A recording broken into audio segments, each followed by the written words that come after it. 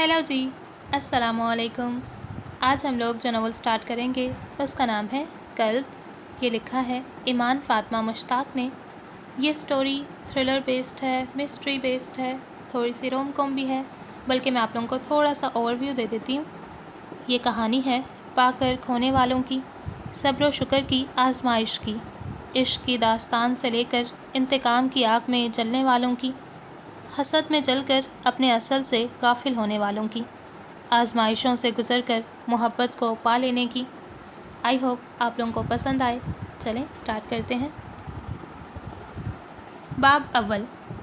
क्या तुमने सुनी वो आवाज़ जो तुम्हें पुकार रही है? गौर से सुनो। हाँ, ये वही आवाज़ है। वो तुम्हें पुकार रही है, वापस बुला रही है। लौट आओ, लौट आओ। क्या तुमने उसे पहचाना? ये तुम्हारे कल्ब की आवाज़ है। क्या तुमने सुनी? वो सड़क बिल्कुल सुनसान थी। दूर दूर तक किसी ज़ी रूह का नामो निशान तक नहीं था। रात की स्याही में बादल गरजने की आवाज़ें माहौल को हेबतनाक बना रही थीं। बारिश ज़ोरों शोर से बरस रही थी, जैसे आज हर शय को अपने साथ डबो कर ले जाएगी। लोग डरे सहमे घरों में छुपकर बैठे थे। ऐसा लगता था किसी पल आसमान से बिजली सीधा उनके सरों पर आ गिरेगी। ऐसे में अगर तुम गौर से देखो तो तुम्हें स्ट्रीट पोल्स की रोशनी में वो नज़र आएंगे। बाइक पे सवार दो लड़के, वो आपस में किसी बात पे बहस कर रहे थे। यहाँ से उनकी आवाज़ें मध्यम सुनाई देती थीं, इसलिए तुम अगर ज़रा सा करीब जाओ तो तुम सुनोगे। किसने कहा था इतनी तेज़ बारिश में बाहर खाना खाने का प्लान बना? खुद तो आया साथ, मुझे भी फंसा दिया। बाइक चलाने वाला लड़का बहुत गुस्से में लग रहा था। और तुझे किसने कहा था अपना फ़ोन घर भूल कर आ? अभी फ़ोन होता तो कम से कम कैब बुला लेते। इतनी बारिश में इस बाइक पे तो घर ना जाना पड़ता। पीछे बैठा लड़का उसे खड़ी खड़ी सुनाने की मूड में था। वो दोनों मुकम्मल भीग चुके थे। इतनी ही फिक्र थी तो अपना मोबाइल ले आते। वो अब गुस्से में कुछ और भी बुड़बुड़ा रहा था। अच्छा चल छोड़ना, मेरी अम्मा कहती हैं हर काम में अल्लाह की कोई ना कोई बेहतरी होती है, शायद हमारे लिए इसमें कोई बेहतरी ही हो। हाँ हाँ बिल्कुल, इस सुनसान सड़क पे तो हमें कारून का ख़जाना मिल जाएगा, सब तेरी वजह से। अभी वो और कुछ भी कहता, मगर पिछले लड़के ने ज़ोर ज़ोर से उसके कंधे पर हाथ मारना शुरू कर दिया। ओए रुक रुक, वो देख। वो उसे सामने की तरफ कुछ इशारा कर रहा था। सड़क किनारे एक गाड़ी उल्टी पड़ी थी। गाड़ी बुरी तरह टूट फूट का शिकार थी। उसमें से धुआं निकलकर फ़िज़ा में बुलंद हो रहा था। किसी का एक्सीडेंट हो गया है। उसने गाड़ी के पास लाकर बाइक रोकी। वहाँ गाड़ी के आसपास दो वजूद नज़र आ रहे थे। एक गाड़ी के दाएं जबकि दूसरे बाएं जानिब था। शायद वो गाड़ी से निकलकर वहीं सड़क पे ही बेहोश हो गए थे। मैं इसे देखता हूँ। पीछे बैठा लड़का फ़ौरन बाइक से उतरकर दाएं जानिब पड़े वजूद की तरफ दौड़ा था, जबकि दूसरा तेज़ी से दूसरे वजूद की तरफ लपका। ये मर गया है। पहले लड़के ने वहाँ पड़े वजूद की नब्ज़ चेक करने के बाद कहा, ये ज़िंदा है। यह आवाज़ दूसरे लड़के की जानिब से आई थी।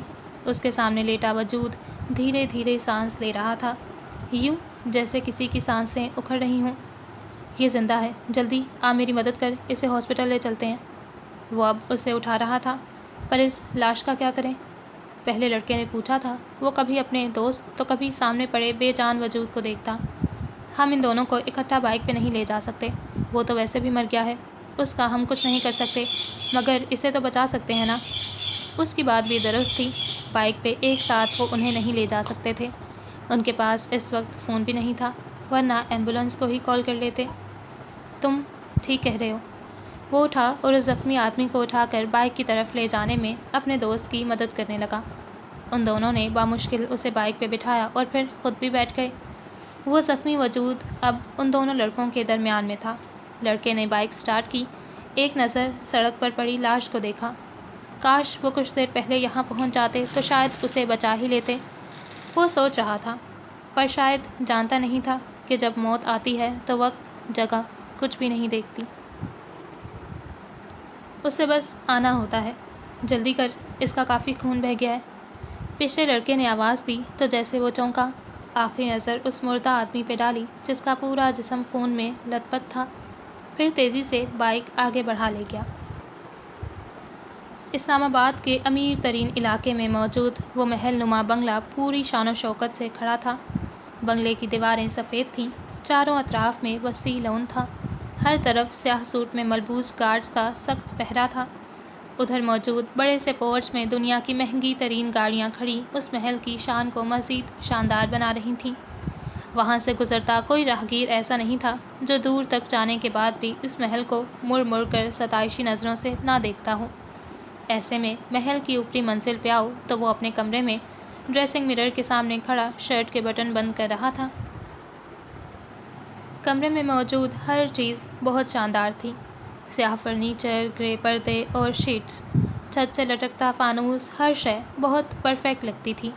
بیڈ کے سامنے والی دیوار پہ بڑی سی LED لگی تھی، دائیں جانب دیوار پہ ایک پینٹنگ آویزاں تھی۔ پورے کمرے میں صرف وہی ایک پینٹنگ نظر آ رہی تھی، وہ بھی 2 دن پہلے اس کی ماں فضیلہ بیگم نے وہاں لگوائی تھی۔ اس نے کنول کے پھول بہت ہی خوبصورتی سے پینٹ کیے ہوئے تھے۔ اسے اپنے کمرے کی دیواریں بالکل خالی پسند تھیں، مگر یہ پینٹنگ چونکہ اس کی ماں نے بہت خوشی سے ادھر لگوائی تھی تو اس نے کوئی اعتراض نہیں کیا۔ خیر، اس نے تو ان 2 دنوں میں بس ایک ہی نظر اس پینٹنگ پہ ڈالی تھی۔ کہاں سے آئی؟ کس نے بنائی؟ اسے ان چیزوں سے کوئی سروکار نہیں تھا۔ اس سے ذرا فاصلے پہ ایک دیوار گیر کھڑکی تھی جس سے گھر کا پچھلا حصہ واضح نظر آتا تھا۔ وہ اب اپنے بھورے بالوں میں برش پھیر رہا تھا۔ دراز قامت، کسرتی مضبوط جسم، کھلتی رنگت، اٹھی مغرور ناک اور چہرے پہ ہلکی بڑی شیو اس پر بہت جچ رہی تھی، اور سب سے قابل غور اس کی پرکشش نیلی آنکھیں تھیں، گہری سمندر کی مانند سرد آنکھیں۔ اسے پہلی بار دیکھنے والا کتنی ہی دیر اس کے چہرے سے نظریں نہیں ہٹا پاتا تھا۔ اسی پل دھڑلے سے کمرے کا دروازہ کھلا۔ اس نے اطمینان سے برش نیچے رکھا۔ ایک ہی شخص تھا جو بنا دستک دیے اس کے کمرے میں داخل ہو جاتا تھا۔ کیا کمرے میں آنے سے پہلے نوک کرنے سے تمہاری انگلیاں ٹوٹ جاتی ہیں آصف؟ وہ اپنی بھاری گھمبیر آواز میں دروازے کے پاس کھڑے آصف سے پوچھ رہا تھا۔ اس کی آواز ایسی تھی کہ کئی پہر بیٹھ کر اسے سنتے رہنے کو جی چاہتا تھا۔ آصف اسے مکمل نظر انداز کرتا شہد رنگ آنکھیں چھوٹی کیے کمرے میں موجود واحد پینٹنگ کو دیکھ رہا تھا۔ واہ واہ!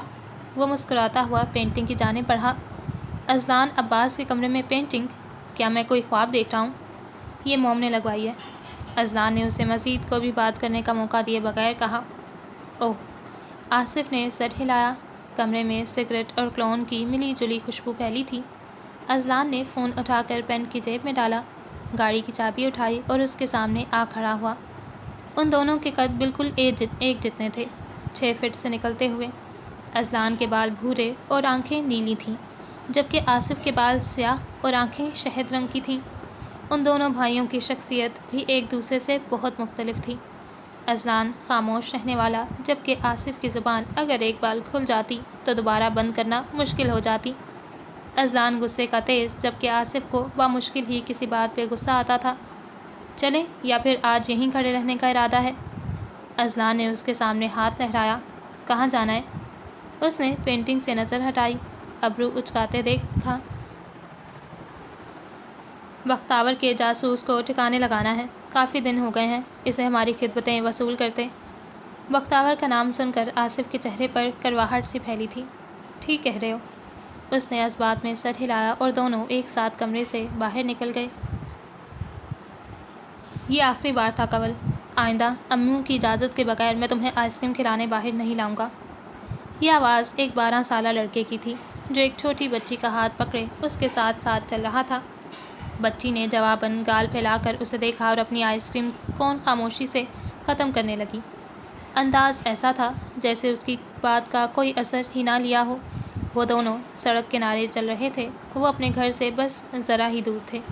لڑکے نے مسکراتے ہوئے ایک نظر اس پھولے گالوں والی بچی کو دیکھا۔ اس کے بال پونی ٹیل میں بندھے تھے اور وہ ہر چیز سے بے نیاز بس آئس کریم ختم کرنے کے جتن میں لگی تھی۔ شام کی سیاہی ہر سو پھیل رہی تھی۔ شہر کے اس علاقے میں اس وقت بہت کم لوگ ہی نظر آتے تھے، اور آج تو نہ جانے کیوں ان کے علاوہ یہاں کوئی دکھائی نہیں دے رہا تھا۔ کچھ عجیب تھا، بہت عجیب۔ ابھی وہ 2 قدم ہی آگے گئے ہوں گے جب اچانک ہی ایک بڑی سی سیاہ گاڑی ان کے سامنے آ کر رکی۔ وہ دونوں دبک کر 2 قدم پیچھے ہٹے، گاڑی کے دروازے کھلے اور 4 افراد تیزی سے باہر نکلے۔ ان کے چہروں پہ ماسک لگے تھے۔ یہ لوگ کون ہیں بھائی؟ بچی کے ہاتھ سے آئس کریم چھوٹ کر نیچے گر گئی۔ مجھے نہیں پتا کنول۔ وہ ڈر کے مارے لڑکوں کی آواز کانپ رہی تھی۔ بچی ڈری سہمی سی اپنے بھائی کے پیچھے چھپ گئی اور اس کا بازو مضبوطی سے پکڑ لیا۔ چاروں آدمی اب ان کے سر پر آن پہنچے تھے۔ ایک آدمی نے کہیں سے گن نکالی اور لڑکے کے سر پر تانی۔ لے چلو اسے، وہ اپنے ساتھی سے کہہ رہا تھا۔ لڑکے کی آنکھیں حیرت سے پھیل گئیں۔ ان میں سے 2 آدمی آگے بڑھے اور اس لڑکے کو کھینچنے لگے۔ یہ کیا کر رہے ہو؟ کہاں لے جا رہے ہو میرے بھائی کو؟ چھوڑو اسے، چھوڑو۔ بچی اب اپنے بھائی کو بچانے کے لیے ان آدمیوں کو دھکیلنے لگی۔ لڑکا بھی خود کو ان کی گرفت سے چھڑوانے کے لیے ہاتھ پاؤں مار رہا تھا، پر ان 4 مضبوط آدمیوں کے سامنے وہ 12 سالہ لڑکا اور 7 سالہ لڑکی بہت کمزور تھے۔ وہ چاہنے کے باوجود بھی کچھ نہیں کر سکتے تھے۔ لڑکا زور زور سے چیخ رہا تھا۔ آدمی نے ہاتھ میں پکڑی گن زور سے اس کے سر پر دے ماری۔ خون کا ایک فوارہ اس کے سر سے نکلنا جاری ہو گیا۔ وہ لڑکھڑا کر زمین پہ جا گرا۔ بھائی! بچی زور سے چلائی تھی۔ وہ فوراً اپنے بھائی کی طرف لپکی، پر اس سے پہلے کہ وہ اس تک پہنچتی، وہاں کھڑے آدمی نے اسے اس کا بازو دبوچ لیا۔ بچی کا چہرہ آنسوؤں سے تر تھا۔ آدمی ذرا سا اس کی طرف جھکا اور اس کی آنکھوں میں دیکھا۔ مر گیا تمہارا بھائی، سنا تم نے؟ مر گیا۔ اس نے اپنے آخری الفاظ پر زور دیا۔ بچی کی آنکھیں شوق سے پھیلی تھیں اور اسی پل آدمی نے اسے زور سے دھکا دیا۔ اس کا سر سیدھا سڑک پہ جا لگا۔ اس لڑکے کو گاڑی میں ڈالو۔ اب ایک آدمی لڑکے کو اٹھا کر گاڑی میں ڈال رہا تھا۔ بچی کی آنکھیں آہستہ آہستہ بند ہو رہی تھیں۔ وہ اس کے بھائی کو لے جا رہے تھے، اس سے دور، اور وہ کچھ نہیں کر پا رہی تھی۔ وہ بے بس تھی۔ اس نے دھندلاتی بصارت میں جو آخری منظر دیکھا تھا، وہ ان میں سے ایک آدمی کے ہاتھ پہ بنا کوئی نشان تھا، ایک عجیب قسم کا نشان۔ وہ بھی اسے صاف دکھائی نہیں دے رہا تھا۔ اس نے اٹھنے کی کوشش کی مگر جسم نے ساتھ نہیں دیا۔ گاڑی اب سٹارٹ ہو کر اس سے دور جا رہی تھی۔ چھوڑ دو میرے بھائی کو، اسے واپس کر دو، پلیز، اسے چھوڑ دو، پلیز۔ وہ رو رہی تھی، چیخ رہی تھی۔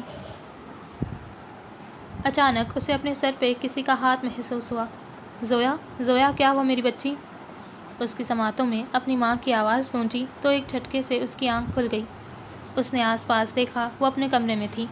ختیجہ بیگم اس کے سر پہ کھڑی پریشانی سے اسے دیکھ رہی تھیں۔ وہ ایک جھٹکے سے اٹھی اور ان کے سینے سے لپٹ کر رونے لگی۔ اس کا پورا جسم پسینے سے شرابور تھا۔ یہ خواب آخر میرا پیچھا کیوں نہیں چھوڑ دیتے اماں؟ اس کی آنکھوں سے آنسو نکل رہے تھے۔ تم وہ سب بھول کی نہیں جاتی زویا۔ اس بات کو 16 سال گزر گئے ہیں، اب اسے بھول جاؤ۔ وہ دھیرے دھیرے اس کے بال سہلا رہی تھی۔ میں کیسے بھول جاؤں؟ وہ اسے لے گئے میری آنکھوں کے سامنے اور میں کچھ بھی نہیں کر پائی۔ ختیجہ نے گہری سانس لی۔ ان کے لیے یہ سب نیا نہیں تھا۔ وہ پچھلے 16 سالوں سے یہ سب سنتی آئی تھی۔ زویا اکثر اس طرح روتے ہوئے زور زور سے چیخنے لگتی تھی۔ اس واقعے نے اس پہ بہت گہرا اثر ڈالا تھا اور وہ یہ سب بھول نہیں پا رہی تھی۔ جو باتیں دل کو تکلیف دیں انہیں بھول جانے میں ہی بہتری ہے۔ انہوں نے زویا کے چہرے سے آنسو صاف کیے۔ اب رونا بند کرو، فجر کی نماز کا وقت ہو گیا ہے، اٹھو، وضو کر کے آؤ، پھر نماز بھی پڑھنی ہے۔ وہ کہتے ہوئے اٹھ گئیں۔ زویا نے گہری سانس لے کر خود کو نارمل کیا اور پھر وضو کرنے چلی گئی۔ وہ کوئی اپارٹمنٹ تھا جس کے ایک کمرے میں وہ آدمی فرش پر اوندھے منہ گرا پڑا تھا۔ چھت کے عین وسط میں ایک بلب لٹک رہا تھا، جس کی روشنی وہاں کھڑے دونوں نفوس کے چہروں پہ پڑ رہی تھی۔ وہ اس آدمی کے سر پہ کھڑے تھے۔ دونوں کے چہروں پہ بیزاری تھی، جیسے انہیں زبردستی یہاں لا کر کھڑا کیا گیا ہو۔ دفتن آصف نیچے کو جھکا اور نیچے پڑے آدمی کو شرٹ کے کالر سے پکڑ کر سیدھا کیا۔ آدمی کے منہ اور ناک سے خون بہہ رہا تھا۔ مجھے جانے دو، میں کسی کو کچھ نہیں بتاؤں گا، آئندہ کبھی میں تم لوگوں کے سامنے بھی نہیں آؤں گا، بس مجھے چھوڑ دو پلیز۔ وہ گڑ گڑا رہا تھا۔ آصف کے چہرے کے زاویے مزید بگڑے تھے۔ اس کے پیچھے کھڑا اذلان تیزی سے آگے آیا اور آدمی کے بالوں سے پکڑ کر اس کا چہرہ اپنی طرف کیا۔ اپنے مالک سے کہنا یہ جاسوس بھیجنے کا طریقہ اب پرانا ہو چکا ہے۔ اگر مجھ سے مقابلہ کرنا ہے تو مرد کی طرح کرے، یہ بزدلوں کی طرح پیٹھ پیچھے وار کرنا چھوڑ دے۔ اذلان نے غصے بھری آواز میں کہتے ہوئے ایک جھٹکے سے اس کے بال اپنے ہاتھ سے آزاد کیے۔ دفع ہو جاؤ یہاں سے۔ اس نے ہاتھ جھاڑتے ہوئے دروازے کی جانب اشارہ کیا۔ آدمی نے بے یقینی سے ان دونوں کو دیکھا، جیسے اپنی سماعتوں پہ یقین نہ آیا ہو۔ وہ پچھلے 1 ماہ سے یہاں بند تھا اور آج کتنی آسانی سے وہ اسے جانے دے رہے تھے۔ جاؤ، اس سے پہلے کہ میں اپنا ارادہ بدل لوں۔ اذلان کی آواز میں وارننگ تھی۔ آدمی ایک لمحہ بھی ضائع کیے بنا اٹھا اور دروازے کی طرف دوڑا۔ کمرے کا دروازہ پہلے سے ہی کھلا تھا، مگر اس سے پہلے کہ وہ ایک بھی قدم دروازے سے آگے بڑھاتا، اسے اپنے بائیں کندھے پر کسی زوردار چیز کے لگنے کا احساس ہوا۔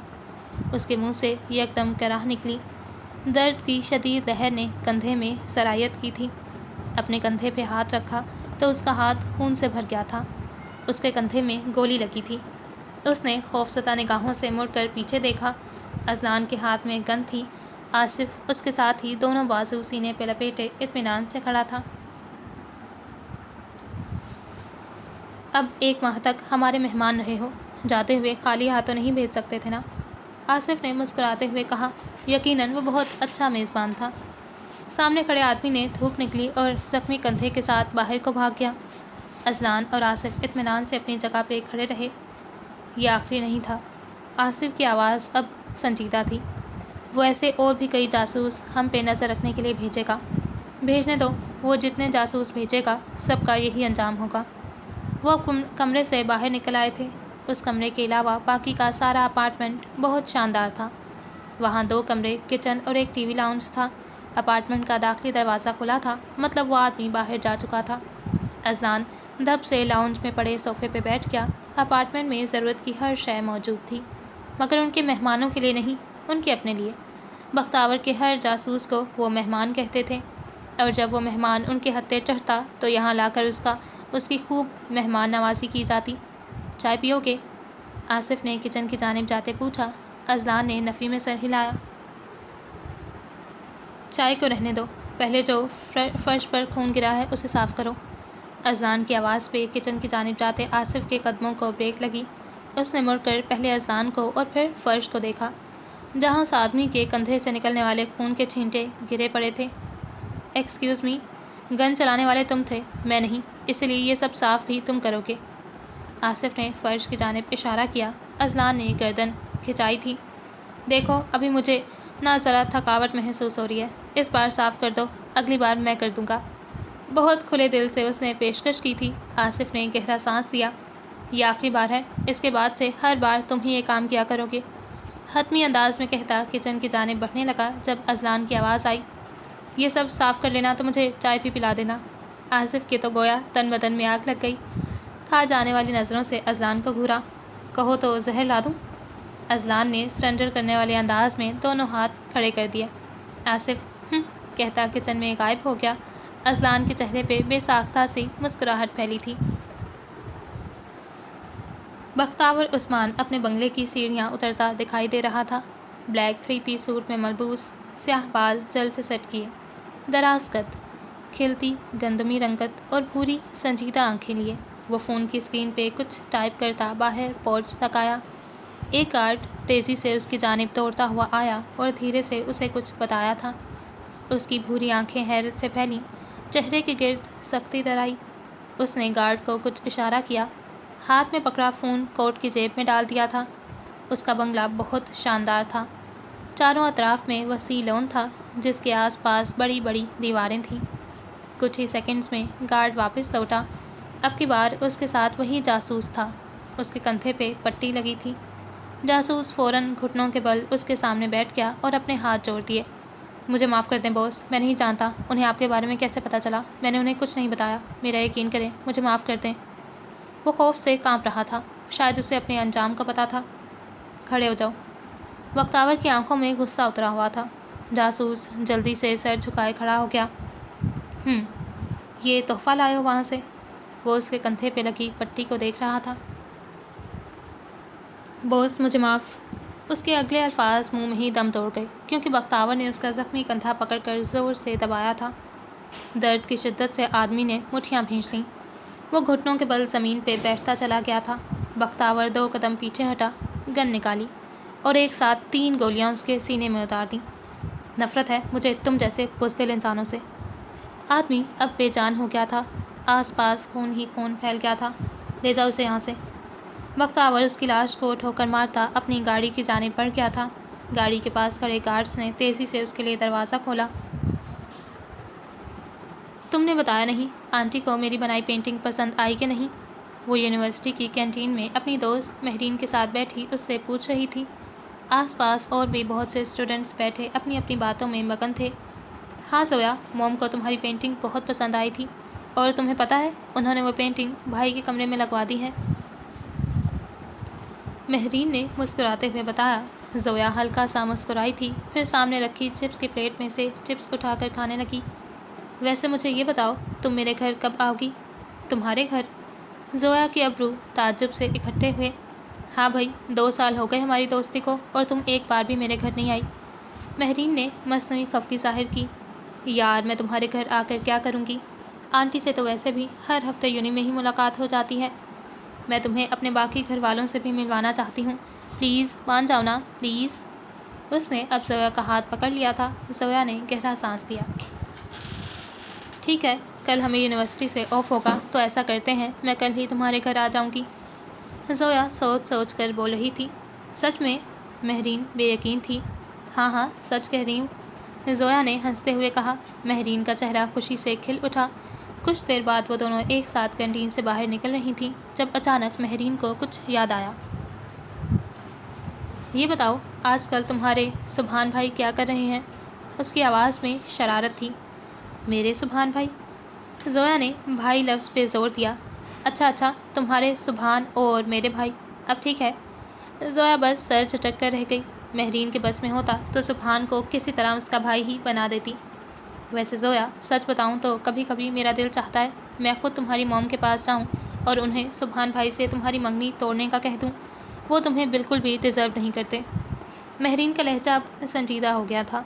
زویا بس خاموشی سے اس کے ساتھ چلتی رہی۔ مہرین کی یہ باتیں 2 سال سے سن کر اب اسے حفظ ہو چکی تھیں۔ تم مجھے یہ بتاؤ، میں کل کس ٹائم تمہارے گھر آؤں؟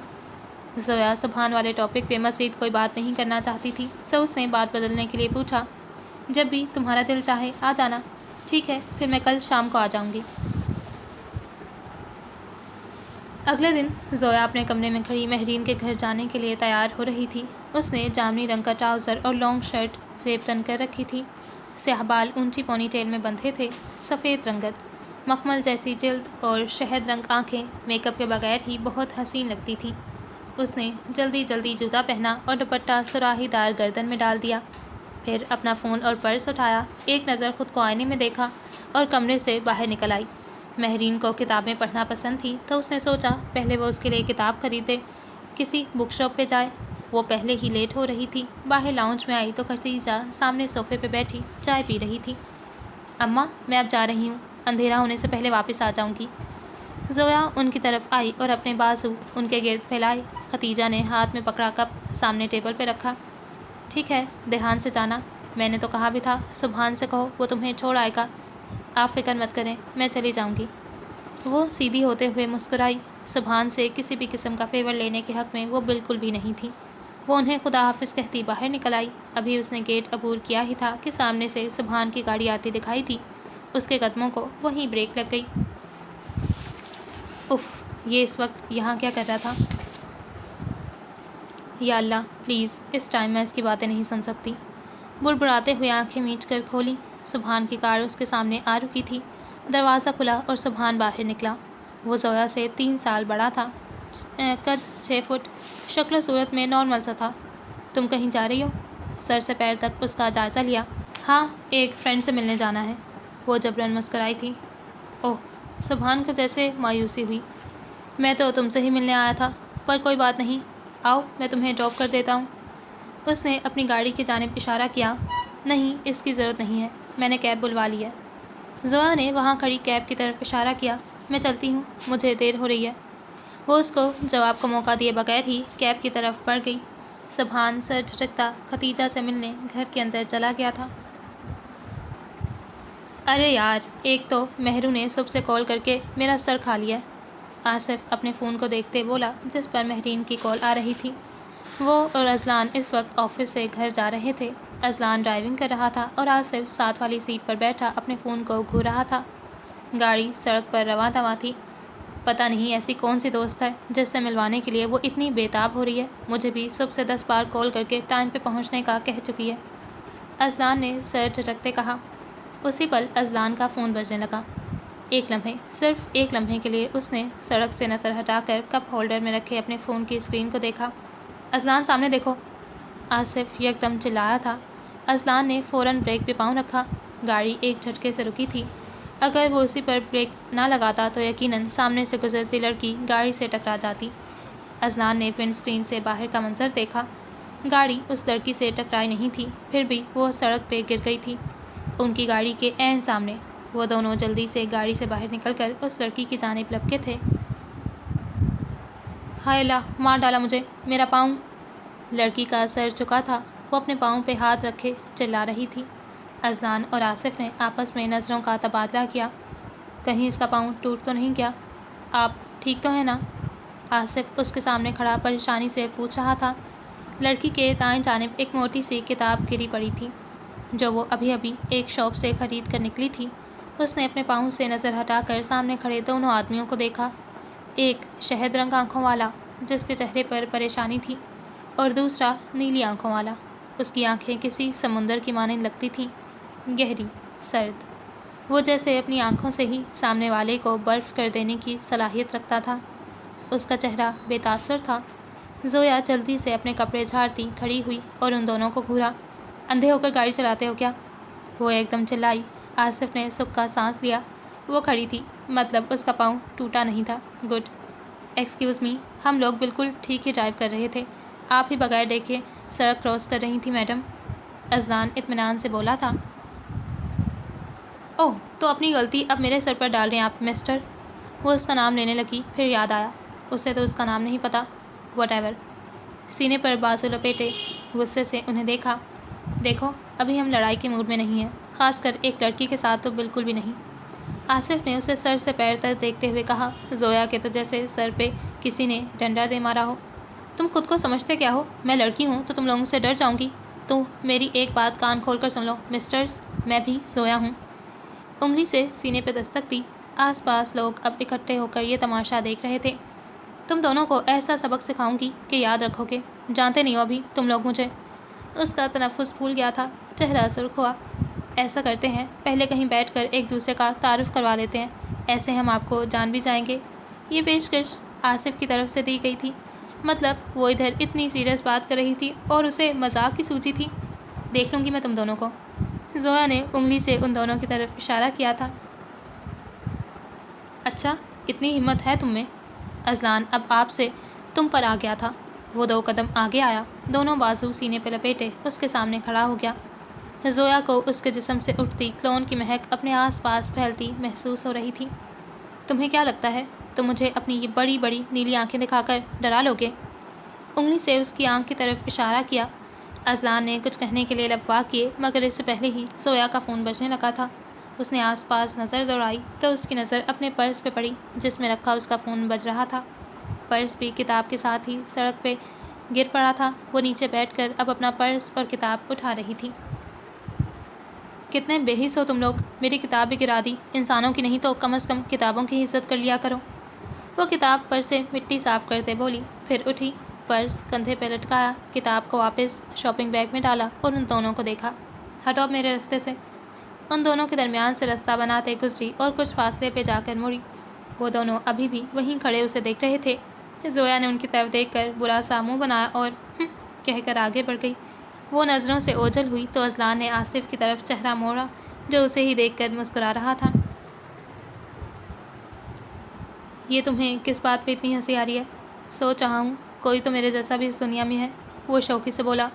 مطلب یہ کہ میری طرح اس لڑکی پر بھی تمہاری باتوں کا کوئی اثر نہیں ہوا؟ میری طرح وہ بھی تم سے نہیں ڈرتی؟ اس کا انداز محظوظ ہونے والا تھا. اگر تمہاری یہ فضول باتیں ختم ہو گئی ہوں تو چلیں، ہمیں گھر پہنچنا ہے. اذلان غصہ ضبط کرتے گاڑی کی جانب بڑھ گیا. جیسا تم کہو مسٹر واٹ ایور. آصف نے بلند کہکا لگایا تھا جبکہ اذلان اسے مکمل نظر انداز کرتا گاڑی میں بیٹھ گیا. آصف کو اب اسے کچھ دن تنگ کرنے کے لیے ٹاپک مل گیا تھا. اس پرتعیش آفس روم میں ہر چیز امیری کا منہ بولتا ثبوت تھی. ریوالونگ چیئر پہ بختاور سامنے لیپ ٹاپ کھولے بیٹھا تھا جس پہ وہ کھٹ کھٹ کچھ ٹائپ کر رہا تھا۔ ہلکی سی دستک کے بعد دروازہ کھلنے کی آواز آئی۔ بختاور نے لیپ ٹاپ سے نظر ہٹا کر دروازے کو دیکھا جہاں اریج سرمد کھڑی تھی۔ وہ بختاور کی منگیتر تھی۔ گلابی رنگ کی جینز اور ٹاپ پہنے، اس کے شولڈر کٹ گولڈن ڈائی بال اور چہرے پہ ہلکا سا میک اپ اس کی خوبصورتی کو مزید نکھار رہے تھے۔ اریج مسکرا کر اسے دیکھ رہی تھی۔ بختاور نے مسکراتے ہوئے لیپ ٹاپ بند کیا اور اپنی جگہ سے کھڑا ہو گیا۔ وہاں کیوں کھڑی ہو؟ وہ اس تک آیا اور اسے اس کے کندھوں سے پہ بازو پھیلایا، اسی لیے کرسی کی طرف آیا، اس کے لیے کرسی کھینچی اور بیٹھنے کو کہا۔ تم بھول گئے کیا؟ آج ہمارا باہر لنچ کرنے کا پلان تھا اور تم ابھی تک آفس کے کاموں میں ہی بیزی ہو۔ وہ کرسی پہ بیٹھتے بولی تھی۔ بھولا نہیں تھا، بس ایک ضروری کام کرنا تھا، پر تم فکر مت کرو، میں اب فری ہوں۔ بختاور نے کلائی میں پہنی گھڑی دیکھی۔ اریج نے بغور اسے دیکھا، وہ آج کچھ پریشان لگ رہا تھا۔ بختاور، اریج نے اس کے بازو پہ ہاتھ رکھا۔ کچھ ہوا ہے کیا؟ نہیں، کچھ نہیں ہوا، بس آج کام کچھ زیادہ تھا تو اس لیے شاید تھک گیا ہوں۔ اچھا، پھر ایسا کرتے ہیں، لنچ کا پلان کینسل کر دیتے ہیں، آج تم ریسٹ کرو۔ اریج مسکرائی، وہ اس کے لیے ہمیشہ ہی فکر مند ہو جاتی تھی۔ بختاور نے نفی میں سر ہلایا۔ ہم ابھی چل رہے ہیں، ویسے بھی میری ساری تھکن تو تمہیں دیکھتے ہی دور ہو گئی۔ وہ آہستہ آہستہ اس کے بالوں میں ہاتھ چلا رہا تھا۔ مہرین کا گھر اس کی سوچ سے بھی بڑا تھا۔ نہیں، گھر نہیں بلکہ اسے محل کہنا بہتر ہوگا۔ سفید محل کے چاروں اطراف میں وسیع لون تھا اور پھر اس لون کے گرد بھی بڑی بڑی چار دیواری تھی۔ زویا پر پرس کندھے پہ لٹکائے پتھروں سے بنی روش پہ چلتی سامنے کھڑی مہرین اور فضیلہ بیگم کی طرف آ رہی تھی۔ مہرین کے چہرے پہ بڑی سی مسکراہٹ تھی۔ وہ ان دونوں تک پہنچی اور انہیں سلام کیا۔ فضیلہ نے اسے بھینچ کر گلے لگایا۔ مہرین بھی اسے یوں ملی جیسے بہت سالوں بعد مل رہی ہو۔ یہ میں تمہارے لیے لائی ہوں۔ زویا نے شاپنگ بیگ مہرین کی طرف بڑھایا۔ Thank you Zoya. مہرین نے اس کے ہاتھ سے بیگ لے لیا۔ اچھا، اب اندر تو لے کر آؤ اسے۔ فضیلہ نے مہرین کو ڈپٹا۔ مہرین نے زویا کے بازو میں اپنا بازو ڈالا اور اسے لیے گھر کے اندر آ گئی۔ باہر کی طرح اندر سے بھی گھر کی خوبصورتی دیکھ کر لہجے بھر کو سانس رک جاتا تھا۔ وہ چھوٹے چھوٹے قدم اٹھاتی مہرین کے ساتھ اندر داخل ہوئی۔ سامنے ہی صوفے پہ عباس خان بیٹھے تھے۔ سفید شلوار قمیض میں ملبوس، سیاہ بالوں میں بہت سے سفید بال گھل گئے تھے۔ عمر کوئی 60 کے قریب قریب تھی، مگر خود کو اس قدر فٹ رکھا تھا کہ اپنی عمر سے 10 سال چھوٹے ہی لگتے تھے۔ ان کی شخصیت میں ایک الگ سا رعب تھا جو زویا نے دور سے ہی محسوس کر لیا تھا۔ یہ میرے ڈیڈ ہیں۔ مہرین نے سرگوشی کرتے ہوئے اس کی معلومات میں اضافہ کیا۔ زویا نے ان کے پاس پہنچ کر انہیں سلام کیا۔ وعلیکم السلام بیٹا، کیسی ہیں آپ؟ ان کی آواز بھی ان کی شخصیت کی طرح رعبدار تھی۔ میں ٹھیک ہوں انکل، وہ مسکرائی۔ ارے بیٹھو تو صحیح، کیا کھڑے کھڑے ہی ساری باتیں کر لو گی؟ مہرین نے اس کا ہاتھ پکڑ کر اسے صوفے پہ بٹھایا، خود بھی اس کے عقب میں ہی بیٹھ گئی۔ ویسے تم اتنی لیٹ کیوں آئی ہو؟ کیا بتاؤں مہرو، میں بک شاپ سے تمہارے لیے کتاب خرید کر نکلی ہی تھی کہ سامنے سے 2 اندھے گدھوں کی گاڑی مجھ سے ٹکراتی ٹکراتی رہ گئی۔ زویا نے سر جھٹکتے بتایا۔ ان دونوں کی شکلیں ایک بار پھر آنکھوں کے سامنے آ گئی تھیں۔ کیا بیٹا، اندھے گدھے؟ عباس صاحب نے ناسمجھی سے اسے دیکھا۔ فضیلہ بھی اسے ہی دیکھ رہی تھیں۔ ہم آ گئے۔ آواز پہ ان سب نے چونک کر دروازے کی جانب دیکھا تھا جہاں سے آصف اور اذلان اندر داخل ہو رہے تھے۔ زویا کی آنکھیں حیرت سے پھیل گئیں۔ ان دونوں نے ابھی زویا کو نہیں دیکھا تھا، پر یہ لوگ یہاں کیا کر رہے تھے؟ مہرین مسکراتے ہوئے کھڑی ہوئی۔ آصف بھائی، میں کب سے آپ دونوں کو کالز کر رہی تھی، آپ نے میرا فون کیوں نہیں اٹھایا؟ اوہ، تو وہ مہرین کے بھائی تھے۔ مہرین کے بھائی جن کے ساتھ وہ کچھ دیر پہلے جھگڑا کر کے آئی تھی۔ نہیں نہیں، زویا نے اپنا چہرہ جھکا لیا تھا۔ اچھا بھائی، اب تو آ گئے ہیں نا؟ اذلان نے اس کے کندھے پہ بازو پھیلایا۔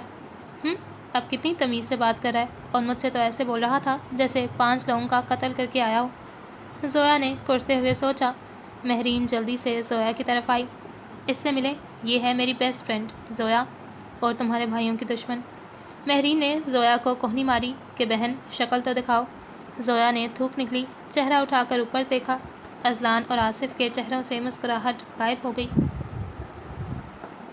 ہیلو، زویا کی آواز کمزور تھی۔ زویا، یہ میرے بھائی ہیں، آصف بھائی۔ شہد رنگ آنکھوں والے مرد کی جانب اشارہ کیا۔ اور اذلان بھائی، نیلی آنکھوں والا مرد۔ زویا پھیکا سا مسکرائی۔ تو آپ ہیں مس زویا؟ اذلان نے اس کے نام پر زور دیا تھا۔ ہمیں تو تم سے ملنے کا بہت اشتیاق تھا۔ یہ آصف تھا۔ بہت سنا تھا مہرو سے تمہارے بارے میں، خاص طور پر تمہارے اچھے اخلاق کے بارے میں۔ آصف بظاہر بہت خوش دلی سے کہہ رہا تھا، مگر زویا اس کی بات میں چھپے الفاظ اچھی طرح سمجھ گئی تھی۔ مجھے بھی آپ دونوں سے مل کر خوشی ہوئی۔ میں نے بھی مہرین سے آپ کی بہت تعریفیں سنی ہیں، خاص طور پر آپ کی ڈرائیونگ سکلز کے بارے میں۔ وہ اس وقت معصومیت کے سارے ریکارڈز توڑ رہی تھی۔ مہرین کے ماتھے پہ بل پڑے۔ اس نے کب ان کی ڈرائیونگ سکلز کی تعریف کی؟ اس نے یاد کرنا چاہا، پر اگر تعریف کی ہوتی تو ہی یاد بھی آتا۔ اذلان اور آصف نے آپس میں نظروں کا تبادلہ کیا۔ یہ لڑکی واقعی پیچھے ہٹنے والوں میں سے نہیں تھی۔ ویسے ڈرائیونگ سے یاد آیا، آپ کو پتہ ہے بھائی؟ مہرین اب اپنے بھائیوں کی طرف متوجہ ہوئی۔ وہ دونوں ان کے سامنے والے صوفے پر بیٹھے تھے۔ ابھی یہاں آتے وقت دو اندھے گدھے زویا کے اندر گاڑی مارنے والے تھے۔ مہرین سنجیدگی سے انہیں بتا رہی تھی۔ آصف یکدم اپنی جگہ پہ اچھلا۔ اوہ، اندھے گدھے؟ اذلان نے گدھے کو کچھ زیادہ ہی کھینچ ڈالا۔ پر بیٹا تم نے بتایا نہیں، وہ تھے کون؟ فضیلہ نے پوچھا تھا۔ اذلان اور آصف دونوں جانچتی نظروں سے زویا کو دیکھ رہے تھے، جو کبھی مہرین کو کبھی ان دونوں کو دیکھتی۔ وہ سب اس کے جواب کے منتظر تھی۔ آنٹی وہ کچھ کہنے کے لیے الفاظ تلاش کر رہی تھی۔ کیسے بتاتی ان کو کہ وہ اندھے گدھے کوئی اور نہیں بلکہ انہی کے بیٹے تھے؟ اسی پل دو تین ملازم ادھر آئے، چائے اور دیگر لوازمات ٹیبل پہ رکھے اور واپس چلے گئے۔ سر چھکر اتنے میں مہرین اور فضیلہ کسی اور بات کی طرف متوجہ ہو گئی تھیں۔ وہاں بیٹھے اذلان کی سرد نگاہیں اس کے چہرے پہ تھیں۔ آصف عباس صاحب سے کوئی بات کر رہا تھا۔ زویا نے فوراً کوئی بات سوچی جو فی الحال اس کے اندر پھیلتی ٹینشن کو ختم کرنے میں مددگار ثابت ہو۔ تم کل یونیورسٹی آؤ گی مہرو؟ دماغ میں پہلی بات یہی آئی۔ مہرین پوری کی پوری اس کی طرف گھومی۔ زویا، کل سنڈے ہے۔ اوہ ہاں، میں بھول گئی، کل تو سنڈے ہے۔ وہ مسکرانے کی صحیح کر رہی تھی مگر ناکام ہو رہی تھی۔ اذلان کی نظریں اسے الجھا رہی تھیں۔ مہرین نے اس کی اندرونی کیفیات سے بے خبر سامنے رکھا چائے کا کپ اٹھا کر اسے تھمایا۔ زویا نے چائے کے ایک دو گھونٹ اندر اتارے، پھر کپ واپس رکھا، اپنا پرس اٹھایا اور اٹھ کھڑی ہوئی۔ سب کی گردنیں اس کی طرف مڑی تھیں۔ مجھے اب چلنا چاہیے۔ کیا؟ مگر ابھی تو تم آئی ہو۔ مہرین بھی کھڑی ہو گئی۔ وہ کیا ہے نا، میں اماں کو رات ہونے سے پہلے واپس آنے کا کہہ کر آئی تھی، اور تم تو جانتی ہو اگر میں جلدی گھر نہیں گئی تو وہ پریشان ہو جائیں گی۔ زویا نے بہانہ گھڑ لیا۔ پر بیٹا آپ تھوڑی دیر تو بیٹھیں، ایسے کچھ بھی کھائے بغیر کیسے جا سکتی ہو؟ جی آنٹی، میں ضرور بیٹھ جاتی، مگر بات ایکچولی یہ ہے کہ آج گھر پہ کچھ مہمان آنے والے ہیں تو میرا جانا ضروری ہے۔ میں تو آج بھی نہیں آ رہی تھی، پھر سوچا اب مہرو نے کہا ہے تو تھوڑی دیر کے لیے چلی جاتی ہوں۔ فوراً ایک اور بہانہ بنا لیا۔ وہ پوری طرح سے فضیلہ کی طرف متوجہ تھی۔ آصف اور اذلان کی طرف غلطی سے بھی ایک نگاہ نہیں ڈالی تھی۔ ٹھیک ہے، مگر جب اگلی دفعہ یہاں آؤ گی تو پورا دن ادھر ہی ٹھہرنا ہوگا۔ فضیلہ نے پیار کرتے ہوئے اس کو اپنے ساتھ لگایا۔ شور آنٹی۔ وہ مسکراتے ہوئے ان سے علیحدہ ہوئی۔ عباس صاحب کو خدا حافظ کہا اور دروازے کی طرف بڑھ گئی۔ ان دونوں کو تو یوں نظر انداز کیا جیسے وہ یہاں ہوں ہی نہ۔ مہرین اسے دروازے تک چھوڑنے اس کے ساتھ ہی آئی تھی۔ صبح کی روشنی ابھی پوری طرح نہیں پھیلی تھی۔ اندھیرے نے ابھی بھی ہر شے پہ قبضہ کر رکھا تھا۔ وہ اپنے کمرے میں الماری کے پٹ کھولے کھڑی تھی۔ اس نے وہاں تہہ شدہ کپڑوں کے نیچے سے ایک فوٹو فریم اٹھایا۔ تصویر میں ایک 7 سالہ بچی دکھائی دے رہی تھی۔ اس کے ساتھ ایک 12 سالہ لڑکا تھا جس نے بچی کے کندھوں پہ بازو پھیلا رکھا تھا۔ وہ دونوں مسکراتے ہوئے کیمرے کی طرف دیکھ رہے تھے۔ وہ جب کراچی سے اسلام آباد شفٹ ہوئی تھی تب خدیجہ نے سختی سے اسے وہاں سے کوئی بھی چیز لانے سے منع کیا تھا۔ ہم اپنی پرانی زندگی کو یہیں دفن کر کے جا رہے ہیں، اس گھر، اس شہر کے ساتھ۔ خدیجہ کی بات آج بھی اسے یاد تھی۔ وہ اپنی ہر پسندیدہ چیز، یہاں تک کہ اپنے پسندیدہ کھلونے بھی وہیں چھوڑائی تھی، مگر اس نے آتے ہوئے اپنی ماں سے چھپا کر یہ واحد تصویر اپنے بیگ میں رکھ لی تھی۔ اس کے پاس یہ تصویر اس کے بھائی کی واحد نشانی تھی۔ مجھے معاف کر دینا۔ وہ اب تصویر پر انگلی پھیر رہی تھی۔ میں اس دن تمہیں بچا نہیں پائی تھی اور نہ ہی تمہیں کبھی ڈھونڈ پائی۔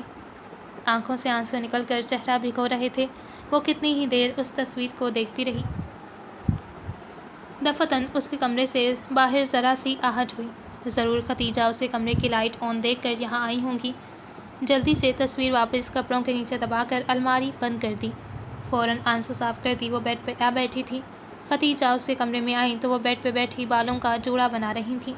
اس کے سیاہ ریشمی بال کمر سے نیچے تک آتے تھے۔ ختیجہ اس کے پاس آ کر بیٹھی۔ زویا بظاہر مسکرا رہی تھی مگر بھیگی پلکیں کچھ اور ہی کہانی بیان کر رہی تھیں۔ تم کیوں رو رو کر اپنی آنکھوں کو تھکا لیتی ہو زویا؟ وہ ماں تھی، اپنی اولاد کو اچھے سے جانتی تھی۔ زویا نے بالوں سے ہاتھ ہٹائے، ان کی گود میں سر رکھ کر آنکھیں مون لیں۔ کاش نام پتہ بدل لینے سے انسان اندر سے بھی بدل جاتا اماں۔ آواز گیلی ہو گئی۔ ختیجہ بھی آہستہ آہستہ اس کے بال سہلانے لگی۔ آج انہوں نے اسے خاموش نہیں کروایا تھا۔ وہ جتنا روئے گی اس کے دل کا غبار اتنا ہی کم ہوگا۔ وہ میرا بھائی تھا۔ پوری دنیا میں مجھے وہ سب سے زیادہ عزیز تھا اور میں نے اسے کھو دیا۔ چہرہ آنسوؤں سے تر ہو گیا۔ آج بھی مجھے لگتا ہے وہ کسی بھی لمحے میرے سامنے آئے گا اور کہے گا، کنول کیوں رو رہی ہو؟ دیکھو میں تو تمہارے سامنے ہی کھڑا ہوں۔ اس کی باتیں سن کر ختیجہ کی آنکھیں بھی نم ہو گئیں۔ بیٹے کی جدائی نے انہیں بھی گہرا صدمہ دیا تھا مگر وہ بہت باہمت خاتون تھی، خود کو سنبھال لیا تھا، خود سے زیادہ زویا کے لیے۔ زویا کے پاس ان کے علاوہ کوئی نہیں تھا، ختیجہ ہی اس کا سہارا تھی۔ انہوں نے بیٹی کے لیے خود کو مضبوط بنا لیا۔ یہ ہماری قسمت تھی میری بچی، صبر کرو، صبر کے صلے بہت خوبصورت ہوتے ہیں۔ اللہ صبر کرنے والوں کو بہت پسند کرتا ہے۔ دیکھنا ایک نہ ایک دن پروردگار ہمیں ہمارے صبر کا اجر ضرور دے گا۔ وہ نرمی سے سمجھا رہی تھی۔ زویا پوچھنا چاہتی تھی، کیا وہ اجر اس کے بھائی کی صورت میں ملے گا؟ کیا وہ واپس آ جائے گا؟ وہ بس خاموشی سے آنسو بہاتی رہی۔ اذلان کے کمرے میں نائٹ بلب کی مدھم سی روشنی پھیلی تھی۔ وہ ابھی ابھی شاور لے کر نکلا تھا۔ بلیک ٹراؤزر شرٹ میں ملبوس، بھورے بال گیلے ہونے کے باعث ماتھے پہ چپکے تھے۔ اس نے سائڈ ٹیبل پر رکھا اپنا آئی فون اٹھایا۔ اسکرین کی روشنی سیدھا اس کے چہرے پہ پڑ رہی تھی۔ اس نے فون پہ ایک دو میسج چیک کرنے کے بعد فون واپس رکھ دیا۔ پھر وہاں پڑے صوفے پہ آ بیٹھا، سر صوفے کی پشت سے ٹکائے چھت کو گھورنے لگا۔ کن سوچوں میں گم ہو؟ آصف ہاتھ میں چپس کا پیکٹ لیے کمرے میں داخل ہوا۔ وہ ہمیشہ ہی اس کے کمرے میں بنا دستک دیا جاتا تھا۔ کہیں کسی لڑکی وغیرہ کا چکر تو نہیں ہے؟ اذلان نے کشن اٹھا کر اس کی طرف پھینکا تھا۔ بکواس بند کرو، ابھی میرے اتنے برے دن نہیں آئے کہ میں کسی لڑکی کے بارے میں سوچتا پھروں۔ وہ سخت خوف زدہ ہو کر بولا۔ آصف نے کشن ہنستے ہوئے کیچ کر لیا اور اس کے عقب میں آ کر بیٹھا۔ کھاؤ گے؟ چپس کا پیکٹ اذلان کی طرف بڑھایا۔ نہیں۔ آصف نے کندھے اچکاتے دوبارہ کھانا شروع کر دیا۔ اذلان سیدھا ہوا اور بغور اس کا چہرہ دیکھا۔ آصف کا چپس منہ میں لے جاتا ہوا ہاتھ ہوا میں ہی معلق رہ گیا۔ مجھے پتہ ہے میں بہت خوبصورت ہوں، پر اگر تم مجھے اسی طرح دیکھتے رہو گے تو مجھے نظر بھی لگ سکتی ہے۔ وہ گردن اکڑا کر بولا تھا مگر اذلان پہ اس کی بات کا کوئی اثر نہیں ہوا۔ تم نے کل اسد کے ساتھ میٹنگ کے لیے جانا تھا مگر تم نہیں گئے، پوچھ سکتا ہوں کیوں؟ اب آصف کی شامت آنے والی تھی۔ اس نے چپس کا پیکٹ دھیرے سے نیچے رکھا، پھر ہاتھ جھاڑے۔ اسے کل اسد لغاری کے ساتھ آفس کی ایک اہم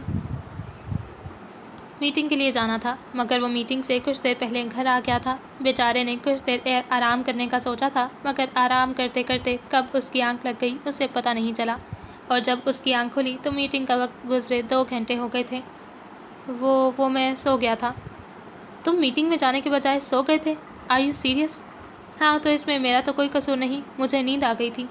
آصف نے گردن کھجائی۔ وہ ٹھیک ہی تو کہہ رہا تھا، سارا قصور تو اس کی نیند کا تھا جو غلط وقت پہ اس پہ حملہ آور ہو گئی تھی۔ آصف تم اتنے لاپرواہ، مجھے یاد آیا۔ وہ اذان کی بات کاٹتے جلدی سے کھڑا ہوا۔ ڈیڈ نے مجھے بلایا تھا، میں تو بھول ہی گیا۔ سر پہ ہاتھ مارتے وہ فوراً باہر بھاگا تھا۔ اذلان کے لیکچر سننے کا فی الوقت اس کا کوئی موڈ نہیں تھا۔ آصف ایسا ہی تھا، لاپرواہ۔ آفس بھی بس اسی دن جاتا جب اس کا موڈ ہوتا، ورنہ تو اس کی نیند ہی پوری نہیں ہوتی تھی۔ اذلان بس سر جھٹک کر رہ گیا۔ وہ اس سوتی روح کا کچھ نہیں کر سکتا تھا۔ ختیجہ لاؤنج میں بیٹھی سامنے کرسیوں پر بیٹھے 8-9 بچوں کو دیکھ رہی تھی جن کے سر کتابوں پہ جھکے تھے۔ وہ دن میں ایک اسکول میں ٹیچنگ کرتی تھی اور شام کے وقت محلے کے بچوں کو ٹیوشن پڑھاتی تھی۔ اس سے ان کے مہینے کا گزر بسر اچھے سے ہو جاتا تھا، اور جہاں تک بات ہے زویا کی تعلیم کی تو اسے کالج اور یونیورسٹی میں اسکالرشپ مل گئی تھی۔ سو اس کی تعلیم کے اخراجات کی تو انہیں فکر ہی نہیں تھی۔ زویا بھی اپنے کمرے سے نکل کر لاؤنج میں آئی تھی۔ سیاہ ٹراؤزر پہ ہلکے گلابی رنگ کی ڈھیلی ڈھالی سی شرٹ پہنے، بال کیچر میں بندھے تھے۔ اس کے لاؤنج میں داخل ہوتے ہی سب بچوں نے اسے سلام کیا۔ اس نے مسکراتے ہوئے جواب دیا اور ادھر ہی صوفے پہ بیٹھ گئی۔ ان سب بچوں کی عمریں 10 سال سے کم تھیں۔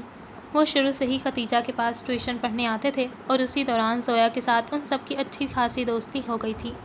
وہ سب اب دوبارہ سر جھکائے اپنے اپنے نوٹ بکس پر پینسل گھسیٹنے لگے۔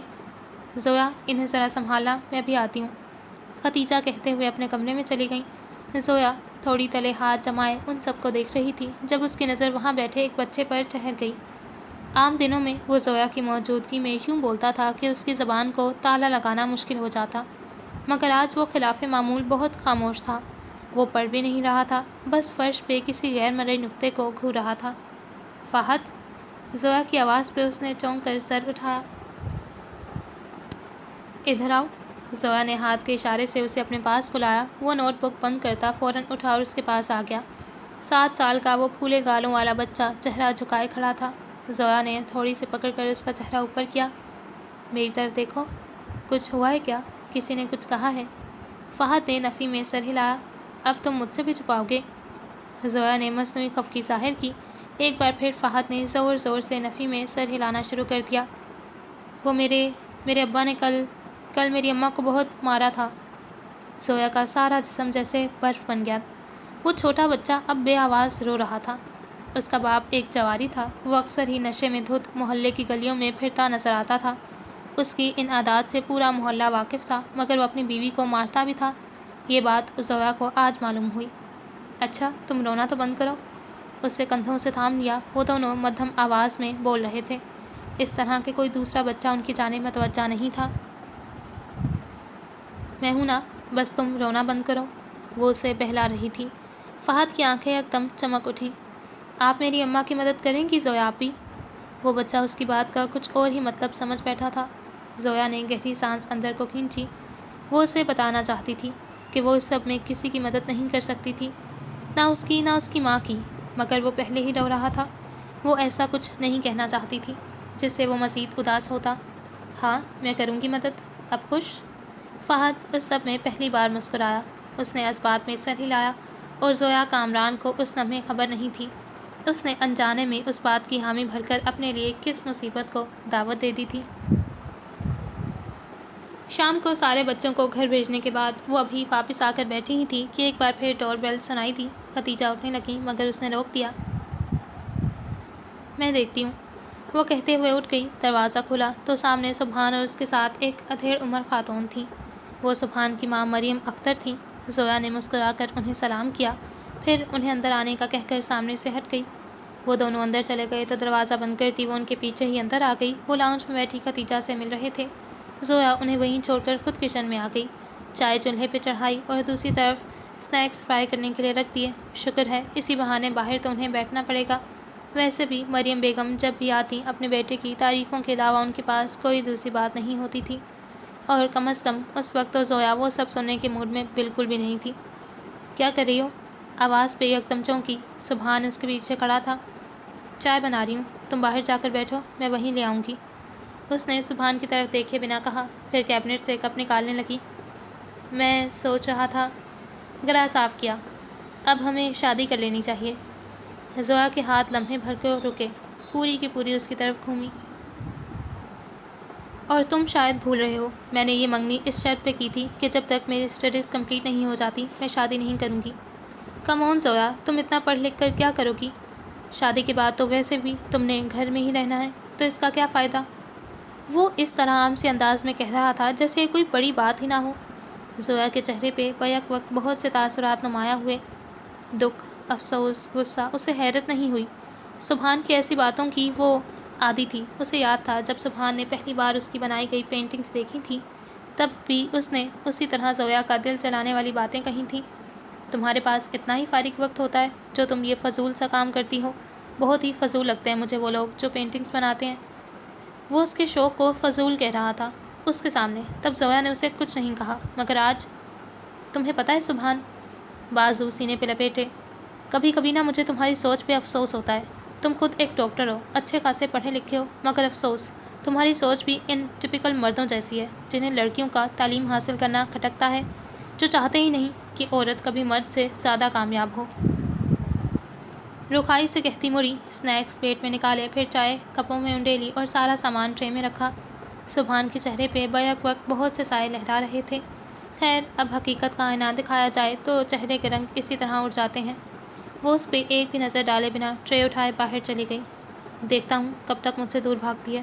سبحان نے مٹھیاں بھینچ دیں، چہرے پہ اب غصے کے آثار تھے۔ شہر کے ایک مشہور اور بڑے سے ریسٹورینٹ میں اس وقت تقریباً ہر ٹیبل پہ ہی کوئی نہ کوئی بیٹھا دکھائی دیتا تھا۔ اشتہا انگیز کھانوں کی خوشبو ہر جگہ پھیلی تھی۔ ہر ٹیبل کے بیچوں بیچ سرخ گلابوں سے سجے گلدان رکھے گئے تھے، مگر وہاں اتنا رش ہونے کے باوجود بھی عام جگہوں کی طرح شور شرابہ نہیں تھا، اور وجہ تھی سیاہ سوٹ میں ملبوس گارڈز جو ریسٹورینٹ کے وسط میں رکھی میز کے گرد کھڑے تھے۔ ان کی عقابی نظریں وہاں بیٹھے ہر فرد کا جائزہ لے رہی تھیں، خاص کر سامنے والی میز پر بیٹھی نیلی آنکھوں والے شخص کا۔ جس میز کے گرد وہ کھڑے تھے اس پر دو آدمی بیٹھے آپس میں باتیں کر رہے تھے۔ ایک بختیار عثمان تھا اور دوسرا ملک اشرف۔ وہ بختیار کا بزنس پارٹنر تھا۔ بختیار بات تو اشرف سے کر رہا تھا، مگر نظر بار بار اس سے کچھ فاصلے پر سامنے بیٹھے اذلان عباس کی طرف اٹھ رہی تھی۔ دونوں کی نظریں کئی بار آپس میں ٹکرائیں اور ہر بار ایک دوسرے کے لیے نفرت میں شدت ہی نظر آئی تھی۔ اکثر ہی ایسے جگہوں پہ ان کا ایک دوسرے سے سامنا ہو جاتا تھا، اور بختیار کے گارڈز ہر بار ایسے موقعوں پہ چوکنا رہتے تھے۔ ان کے ہاتھ اپنے ہتھیاروں پہ ہی رہتے تھے، کیا پتہ کب کیا ہو جائے۔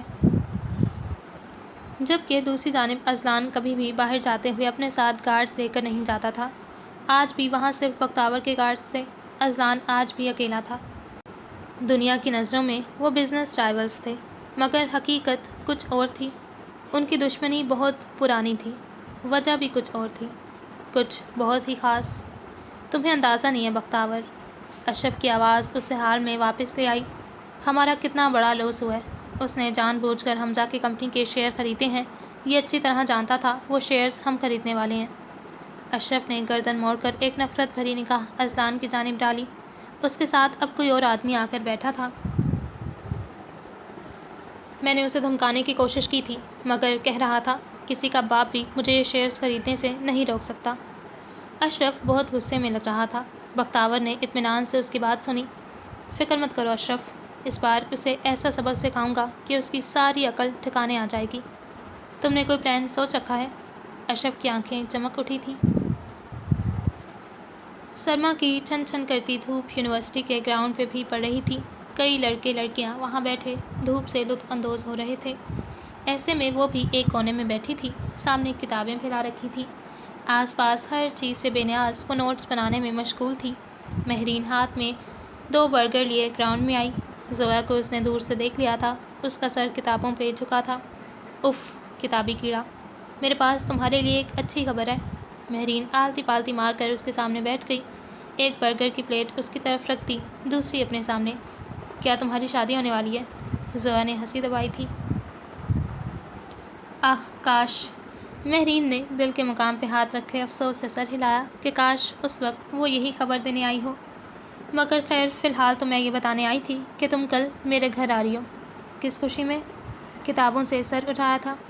ایکچولی موم تمہیں بہت مس کر رہی تھیں، انہوں نے کہا ہے تمہیں کل ڈنر پہ انوائٹ کروں۔ آنٹی مجھے مس کر رہی تھیں؟ مجھے پہ زور دیا جیسے یہ کوئی ناممکن سی بات ہو۔ مہرین نے زور سے اثبات میں سر ہلایا۔ پر ابھی کچھ دن پہلے ہی تو میں تمہارے گھر آئی تھی۔ معصوم شکل بنائی۔ کچھ دن پہلے؟ وہ 1.5 مہینے پہلے کی بات ہے، مہرین نے اسے یاد دلایا۔ پر بس اب کوئی بہانہ نہیں۔ ہاتھ اٹھا کر اسے چپ رہنے کو کہا۔ تم کل آ رہی ہو، اب مجھے دوسری بار نہ کہنا پڑے، آئی سمجھ؟ وہ اس وقت دوست کم ماں زیادہ لگ رہی تھی۔ ٹھیک ہے، زویا نے ہار مانتے ہوئے کہا۔ ویسے بھی مہرین عباس نے تب تک سکون کا سانس نہیں لینا تھا جب تک زویا اس کی بات مان نہ لیتی۔ تم نے کوئی پلان سوچ رکھا ہے؟ اشرف کی آنکھیں چمکی تھیں، وہ تھوڑا آگے ہو کر بیٹھا۔ ہاں، بختیار نے اثبات میں سر ہلایا۔ ٹیبل پہ رکھی ڈرنک اٹھائی، گھونٹ بھرا اور گلاس واپس رکھ دیا۔ تو کیا اس بار اذلان کے خلاف کچھ کرو گے؟ تمہاری موٹی عقل بس یہیں تک کام کرتی ہے اشرف۔ افسوس سے سر ہلایا۔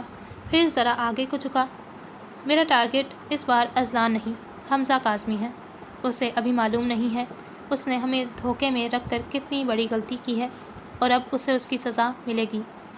بختیور کے چہرے پہ استہزائیہ مسکراہٹ تھی۔ اس نے کچھ دن پہلے حمزہ کاظمی سے اس کی کمپنی کے شیئرز خریدنے کو کہا تھا، جسے حمزہ نے یہ کہہ کر ٹال دیا کہ وہ فی الحال کسی کو بھی شیئرز نہیں بیچنا چاہتا، اور ٹھیک 2 دن بعد اس نے وہ شیئرز اذلان کی کمپنی کو دے دیے تھے۔ بختیور عثمان کے لیے یہ سب بے عزتی سے کم نہیں تھا۔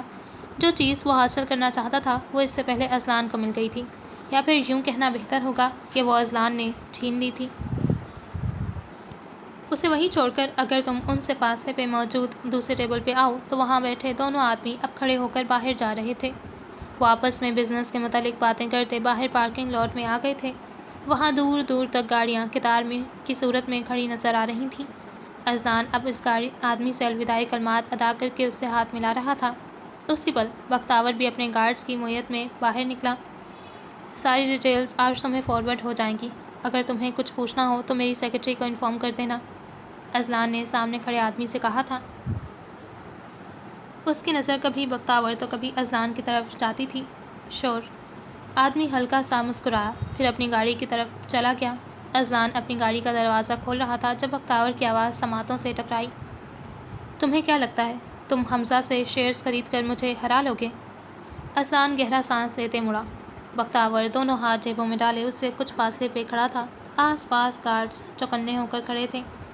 اور تمہیں یہ خوش فہمی کیوں ہے کہ اس سب کا تعلق تم سے ہے؟ اذلان نے ابرو جھکاتے ہوئے کہا۔ خوش فہمی نہیں، مجھے یقین ہے اس سب کا تعلق مجھ سے ہی ہے۔ اوہ کم آن، اذلان ہنسا۔ تمہیں واقعی لگتا ہے میرے پاس اتنا فضول ٹائم ہے جو میں تمہیں ہرانے کے پلانز بناتا پھروں؟ بختیور نے سختی سے مٹھیاں بھیج لیں، البتہ چہرہ بے تاثر ہی رہا۔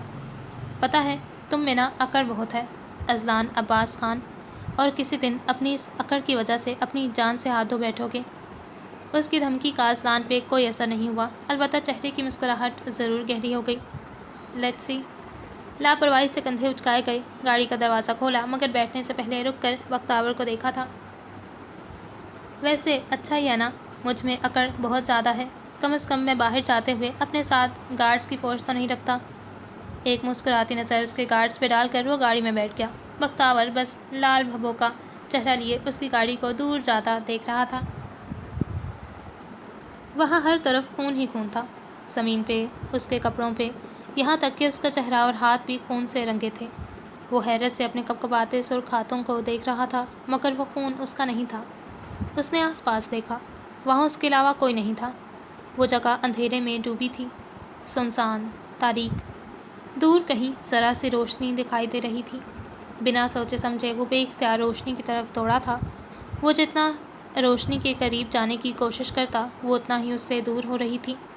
اس کا سانس پھول گیا تھا۔ وہ رکا نہیں، دوڑتا رہا، بنا رکے، بنا مڑے، اور تبھی اس کا پاؤں کسی چیز سے ٹکرایا۔ وہ اوندھے منہ زمین پہ گرا۔ ایک جھٹکے سے اذلان کی آنکھ کھل گئی۔ وہ اٹھ کر بیٹھ گیا، جسم پسینے سے شرابور اور ہاتھ کپکپا رہے تھے۔ اس کے سامنے ابھی بھی اندھیرا تھا مگر اب وہ اپنے کمرے میں تھا۔ اس نے ہاتھ بڑھا کر نائٹ لیمپ آن کر دیا۔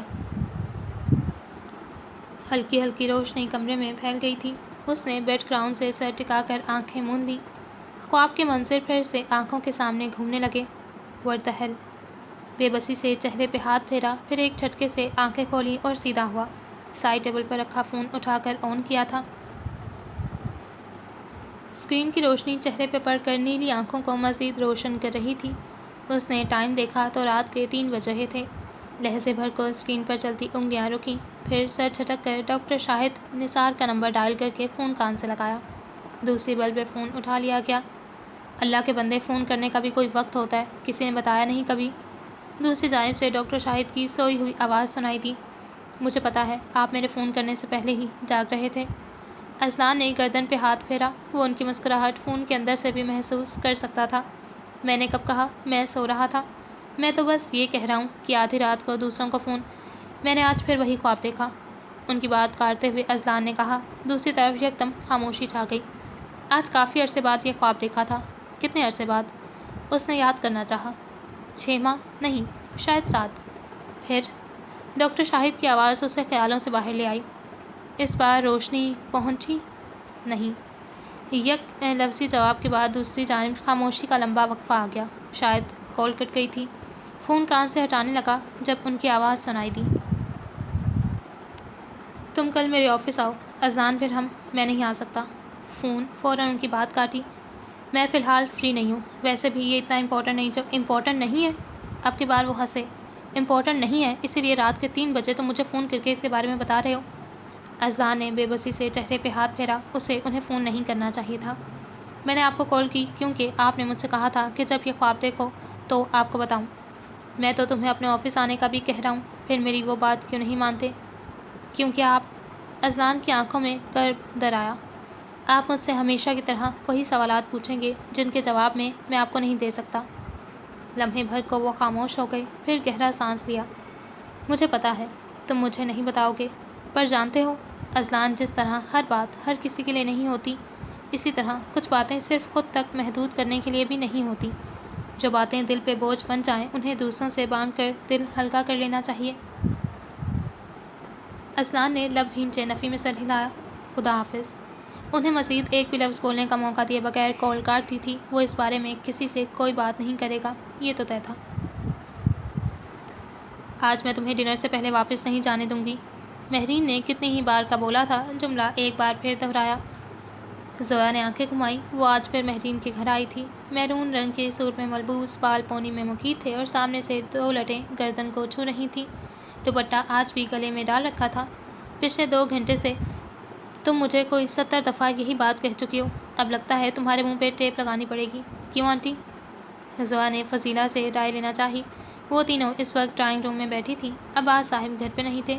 آصف اور اذان کو بھی سارے وقت میں اس نے کہیں نہیں دیکھا تھا۔ وہ اس بات پہ وہ ہر 5 منٹ بعد شکر ادا کرتی تھی۔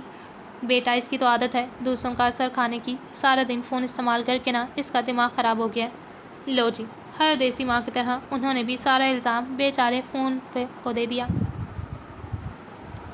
موم، اب اس سب میں موبائل کا ذکر کہاں سے آ گیا؟ مہرین یکدم اپنی جگہ پہ سیدھی ہوئی۔ فضیلہ نے اس پہ بقول آصف کے موبائل حملہ شروع کر دیا تھا۔ مہرین نے گھور کر زویا کو دیکھا، جیسے کہہ رہی ہو، اب خوش کروا لی میری بےعزتی؟ زویا نے بامشکل مسکراہٹ دبائی تھی۔ فضیلہ نے جواباً اسے گھوری سے نوازا۔ وہ فوراً اٹھ کھڑی ہوئی۔ آؤ زویا، تھوڑی دیر باہر لان میں چلتے ہیں، اس سے پہلے کہ میری مزید بےعزتی ہو۔ زویا نے اس بات میں سر ہلایا اور اس کے ساتھ باہر چلی آئی۔ موم کی موبائل حملے والی بات یہ زیادہ دھیان نہ دینا۔ مہرین نے سرگوشی کی۔ وہ باہر لان میں آ گئی تھی۔ ہلکی ہلکی ہوا ان کے چہروں پہ پڑ رہی تھی۔ زویا کے سیاہ بالوں کی لٹیں ہوا کے باعث چہرے سے ٹکرا رہی تھیں۔ موبائل حملہ؟ زویا کے ابرو ناسمجھی سے اکھٹے ہوئے۔ مہرین نے مسکراتے ہوئے سر ہلایا۔ وہ اب سرسبز گھاس پہ ساتھ ساتھ چل رہی تھیں۔ کچھ سال پہلے کی بات ہے، ایک دن مجھے بخار ہو گیا، مہرین نے بتانا شروع کیا۔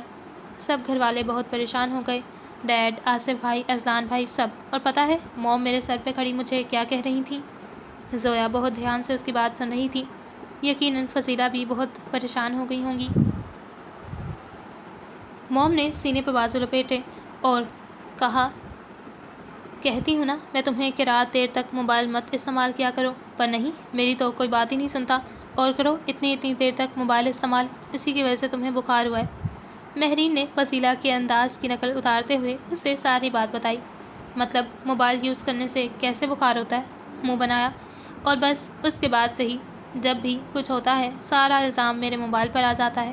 آصف بھائی نے تو موم کی باتوں کو موبائل حملہ کہنا شروع کر دیا ہے۔ مہرین نے زویا کو دیکھا۔ وہ لب بھینچے کھڑی تھی اور اگلے ہی لمحے دونوں کی ہنسی چھوٹ گئی۔ زویا منہ پر ہاتھ رکھے گردن پیچھے کو پھینک کر ہنستی چلی گئی۔ تبھی ذرا سے پکڑے شخص پر نظر پڑی، چہرے سے مسکراہٹ فوراً غائب ہو گئی۔ وہ اذلان تھا، سیاہ جینس پہ گرے شرٹ پہنے، جس کے بازو کہنیوں تک فولڈ کر رکھے تھے، پاؤں میں جوکرز اور بھورے بال آج ماتھے پر گر رہے تھے۔ اس کے پاس ایک سفید رنگ کا گھوڑا کھڑا تھا جس کی لگام اس کے ہاتھ میں تھی اور اس کی نظریں وہ زویا پہ تھیں۔ تمہیں ہارس رائڈنگ کرنی آتی ہے؟ مہرین نے اس کی نظروں کا تعاقب کرتے پوچھا۔ وہ بہت پرجوش لگ رہی تھی۔ نہیں، زویا نے چہرہ دوسری طرف موڑ لیا۔ کوئی بات نہیں، ہم… ہائی گرلز، کیا ہو رہا ہے؟ آصف کی آواز پہ وہ ایک دم چونک گئی۔ وہ کب وہاں آیا ان دونوں کو ہی خبر نہیں ہوئی تھی۔ وہ مسکراتے ہوئے زویا کو دیکھ رہا تھا۔ کچھ نہیں بھائی، میں زویا سے ہارس رائڈنگ کے بارے میں پوچھ رہی تھی، پر اس نے منع کر دیا۔ کیوں، تمہیں گھوڑوں سے ڈر لگتا ہے؟ آصف نے ابروج کھائے۔ نہیں، بس مجھے شوق نہیں ہے، زویا نے رکھائی سے کہا۔ ابھی پہلی ملاقات والی باتیں اسے بھولی نہیں تھی۔ ارے ہارس رائڈنگ کسے نہیں پسند ہوتی؟ آصف نے یوں عجیب طریقے سے اسے دیکھا جیسے اس کے انسان ہونے پر شک ہو۔ زویا کے گلے میں گلٹی ابھر کر معدوم ہوئی۔ بچپن میں اپنے باپ اور بھائی کے ساتھ بہت شوق سے ہارس رائڈنگ کرتی تھی، جب سب کچھ ٹھیک تھا، جب وہ سب خوش تھے، جب ہو سکتا ہے انہیں گدھوں کی طرح گھوڑے بھی پسند نہ ہوں۔ اذلان کی آواز پہ ان دونوں نے مڑ کر دائیں جانب دیکھا۔ وہ انہیں کی طرف آ رہا تھا۔ زویا نے سختی سے مٹھیاں بھینچ دیں۔ اس کی بات کا مطلب اچھی طرح سمجھ گئی تھی۔ وہ اتنی دور سے بھی ان کی باتیں سن رہا تھا۔ یقیناً اس کے کان بہت تیز تھے۔ آصف نے ہنسی دبائی تھی۔ مہرین نے کچھ کہنے کے لیے لب کھولے مگر اس سے پہلے ہی ہاتھ میں پکڑا موبائل بجنے لگا۔ وہ ابھی آتی ہوں کہہ کر فون کان سے لگائے کچھ فاصلے پہ جا کھڑی ہوئی۔ زویا نے گہرا سانس لیتے بہت سا غصہ اندر اتارا۔ دل تو چاہ رہا تھا اس کے چہرے پہ مکہ جڑتے۔ ایسا لگ رہا ہے اگلے 5 منٹ میں کسی کا قتل ہونے والا ہے۔ آصف نے اذلان کی طرف جھکتے سرگوشی کی۔ وہ بغور زویا کا سرخ ہوتا چہرہ دیکھ رہا تھا۔ زویا نے لب بھینچ رکھے تھے۔ زویا، آصف کھنکھارا۔ تم غصہ مت ہو، یہ تو میں کیوں غصہ ہوں گی؟ آصف کی بات کاٹتے ہوئے کہا۔ لہجہ سخت تھا۔ اور تم؟ اذلان کی طرف مڑی۔ تم ایسی باتیں کر کے کیا ثابت کرنا چاہتے ہو؟ تم بہت مہان ہو۔ آصف نے تھوک نکلی۔ اب تو پکا زویا کچھ کھڑی کھڑی سنے گی۔ اذلان کے ماتھے پہ بل پڑے۔ وہ 2 قدم آگے آیا۔ زویا کی ریڑھ کی ہڈی میں سنسنی خیز لہر دوڑی۔ کچھ زیادہ بول دیا کیا؟ وہ ہمت مجتمع کرتی اپنی جگہ پہ کھڑی رہی، البتہ نگاہیں پھیر لیں۔ اذلان اب اس کے عین سامنے کھڑا تھا۔ باتیں کرنے کی ہمت ہے مگر نظریں ملانے کی نہیں۔ انداز میں طنز تھا۔ زویا کی نظریں ایک جھٹکے سے اوپر کو اٹھیں اور پھر وہ ہوا جو وہاں کسی کے فہم و گمان میں بھی نہیں تھا۔ شہد رنگ آنکھیں نیلی آنکھوں سے ٹکرائیں اور بس اذلان عباس کا دل اس شدت سے دھڑکا کہ لگا پسلیاں توڑ کر سینے سے باہر آ جائے گا۔ کچھ کہنے کے لیے لب کھولے مگر سارے الفاظ منہ میں ہی دم توڑ گئے۔ وہ پتھر ہو گیا، ساکت، جامد۔ زویا اب کچھ کہہ رہی تھی مگر وہ نہیں سن رہا تھا۔ اس کے کانوں میں ایک ہی آواز گونج رہی تھی، اپنی تیز رفتار دھڑکنوں کی۔ پھر اسے محسوس ہوا کوئی اس کا کندھا پکڑ کر ہلا رہا تھا، اسے پکار رہا تھا۔ Azlan, Azlan. آواز جانی پہچانی لگ رہی تھی، بہت مانوس۔ یار کیا ہوا اذلان؟ اب کی بار کوئی اس کے کان کے قریب چلایا تھا۔ وہ ایک دم جیسے ہوش میں آیا۔ دھڑکنوں کا شور تھم گیا، آس پاس کی آوازیں واضح ہونے لگیں۔ پلکیں جھپکا کر حال میں واپس لوٹا۔ تم ٹھیک تو ہو؟ یہ آصف تھا جو پریشانی سے اس کے کندھے پہ ہاتھ رکھے کھڑا تھا۔ وہاں آصف کے ساتھ 2 اور نفوس بھی موجود تھے، ایک حیران و پریشان مہرین اور دوسری آنکھیں سکوڑے کھڑی زویا۔ یہ کیا ہوا تھا؟ وہ حیران تھا۔ پھر ایک بھی لفظ بولے بنا الٹے قدموں گھوما اور وہاں سے چلا گیا۔ اسے کیا ہوا تھا وہ تینوں ہی سمجھ نہیں پائے، خود اذلان عباس بھی نہیں سمجھ پایا۔ میں دیکھتا ہوں، آصف کہتے ہوئے اس کے پیچھے گیا تھا۔ بہت مزے کا ہے، مجھے تو بہت مزہ آ رہا ہے۔ بالکل نہیں لگ رہا کہ رائٹر کا فرسٹ ناول ہے، بہت اچھا لکھا ہوا ہے رائٹر نے۔ آپ لوگ اپنے ریویوز ضرور شیئر کیجیے گا رائٹر کے ساتھ۔ اور ہاں، گہری سمندر جیسی نیلی آنکھوں سے آپ لوگوں کو کوئی یاد تو ضرور آیا ہوگا۔ Thank you so much for watching. خدا حافظ۔